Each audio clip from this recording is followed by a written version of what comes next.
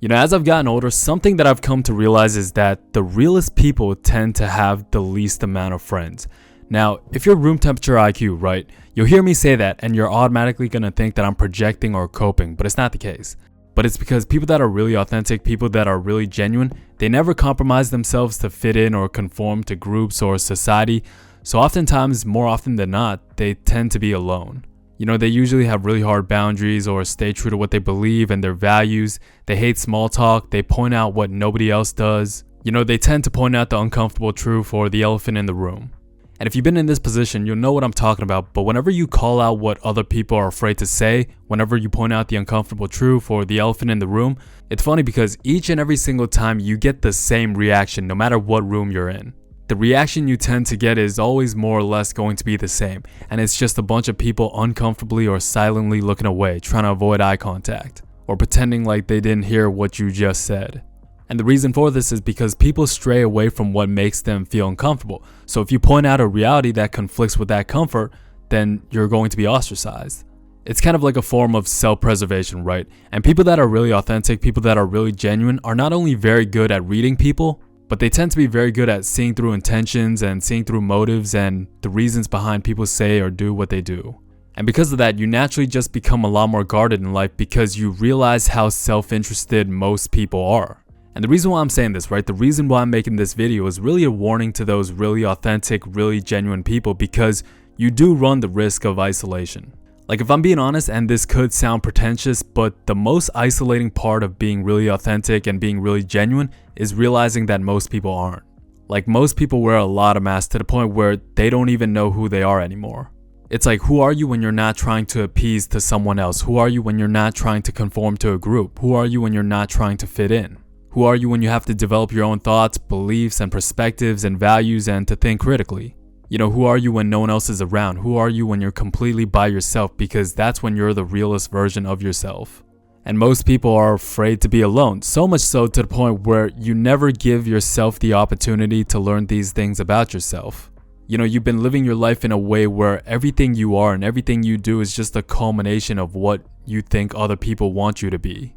And also something you got to keep in mind for people that are real and authentic is that your authenticity is going to become a mirror for people that live inauthentically.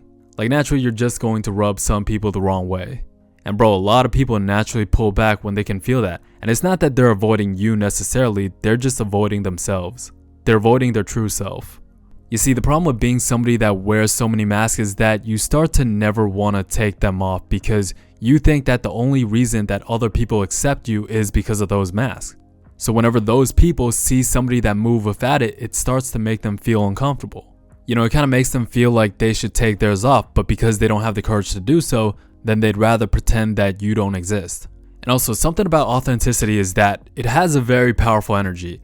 And I guess without getting too esoteric or spiritual or whatever, it's a very high frequency, high vibrational type of existence because when you're authentically being yourself, because that's how we're all supposed to be, it removes a lot of friction in your life for all the things that plague most people's minds.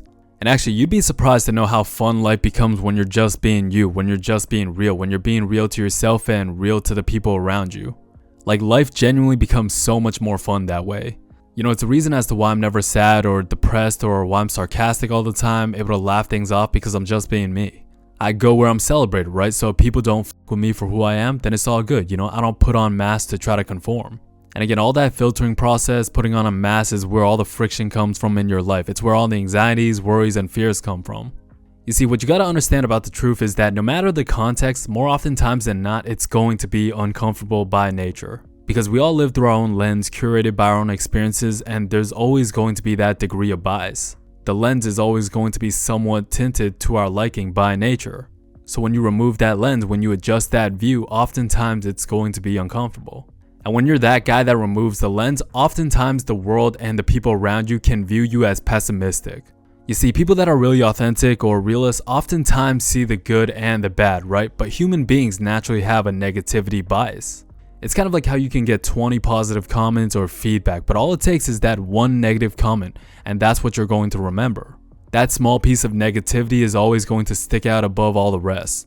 So if you're the guy that calls out that uncomfortable truth, then people are naturally going to tend to view you as negative. And sometimes there can be credence in that, because when your worldview is based on what's real, oftentimes it can feel heavy when you see the flaws in everything. No matter the context, right? All the corruption, all the hypocrisy, all the suffering, etc.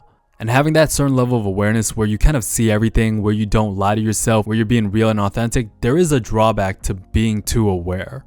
And I'm not gonna lie, it does kind of make it harder for you to connect with most people. It does make it harder for you to connect with the normies, I guess. And more often than not, in most cases, it's gonna leave you feeling like the black sheep of most social interactions. You see, a mistake I often made in the past was thinking that everyone is gonna respect authenticity and value that. And even though that is true to a certain degree, what I was wrong was thinking that that translated into comfort. Like, people can respect your authenticity and realness, but also feel uncomfortable around you. Like, yeah, of course, it'll be easier to find people that genuinely like you for who you are, but the people that don't, those are the ones that are naturally going to create a lot more distance. And I guess that's where the extremely real and authentic individuals have to decide how much you want to give up. You know, the things that you're going to stay true to and the things that you're not going to compromise on. And maybe it's an unfortunate reality, but sooner or later you're going to have to learn how to bend a bit. Whether it's professionally, socially, romantically, it doesn't matter. And I've had to learn this the hard way. Because sometimes you can get caught up in trying to find out what's real and what's true and getting your point across to the point where you lose the ability to move in a way that's digestible to those people that aren't. And bro, I remember back in 2020, everything I said I've been vindicated on, while everybody around me was trying to call me crazy. My friends, my family, my girlfriend, you know, everybody around me was trying to tell me to get the shot. And I remember I got in like heated arguments. I was like, can someone tell me the difference between the flu and this virus? Because I still don't know. Everyone was calling me a conspiracy theorist but couldn't answer a basic question. And those were the people that now try to pretend like it never happened. You know, the ones who got all the shots, all the boosters, wore masks while they were exercising. Like, imagine how dumb you have to be to wear a mask while you're like running or working out and breathing your own shit breath and pretend like that's healthy or normal. Like, I don't need to be a scientist to realize how retarded that is. And that was something I've been vindicated on. 3-4 years later, guess what? The WHO themselves said, oh, just treat it like the flu. And bro, there was so many moments where I just kind of wanted to be petty about it because I've been vindicated on. Remember, they told you guys to get shots every 6 months. Did you get your shots? Oh wait guys, what happened to the virus? Where'd that go? You don't care anymore? It's still here. And that's something people tend to call me negative about, but it's also something that left a bad taste in my mouth because I was like, I remember you're the one who back then fell for all of it, who just wanted to conform to a group to feel safe. But that was the moment I kind of realized how, I guess, bald-minded most people are, for lack of a better term. But when you come to that realization, there's also a reality you have to confront where, again, you do have to bend a bit, not in terms of what is true, but how you move in the world. Because at the end of the day, right, everything in life is just interacting with other people. If other people didn't exist, then all of our goals would be meaningless. And also the fact that everybody is different, right? There's not a single person in this world that agrees with another person on 100% of their views. And again, it's like bending doesn't mean you have to pretend to be someone you're not or do things that you don't care about, etc. I guess it's kind of like that old saying, it's not what you say, but how you say it. It's like the balance between being yourself, but also understanding the person that's in front of you or understanding the room that you're in. Like, you're aware of certain realities or uncomfortable truths, but you don't just go screaming out in the world. And again, I get it, it's hard, right? Because real people have a very low tolerance for pretending because it quite literally feels physically uncomfortable. I told this story before, but I remember when I was in college in my fellowship club and I felt like I never really fit in or vibe with the people there. And there was one Friday night where we were having a study session and we went out to grab dessert afterwards, and I caught myself laughing at something or a joke that wasn't funny because everyone else around was laughing.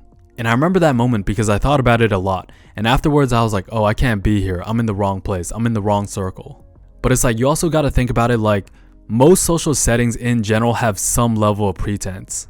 You know, whether it's exaggerating a certain level of enthusiasm or hiding certain insecurities or filtering what you say or think will get you validation in the situation or in the room you're in. Like, in most social settings, there is some level of social lubrication, I guess.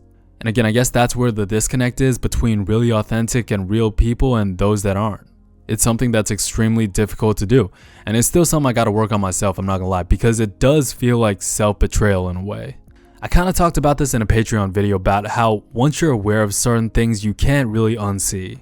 Like going back to being quote-unquote red pill aware, right? Which basically is accepting the uncomfortable truth. I talked about how it's also affected relationships because most of the girls that I've dated are liberals just because of my geographical location, and kind of how to not masquerade certain truths but bend a bit without being inauthentic. And yeah, it's a really hard balance, I'm not gonna lie. Anyways, hopefully you guys enjoyed the video. Join the Patreon, got a lot of content on there, dating, reactions, etc. Follow the IG as well, I show bits and pieces of my life here and there. If you want to talk to me one-on-one, feel free to book a call. With that said, make sure you guys stay true. Talk to you guys real soon, and I'll see you at the top. Peace.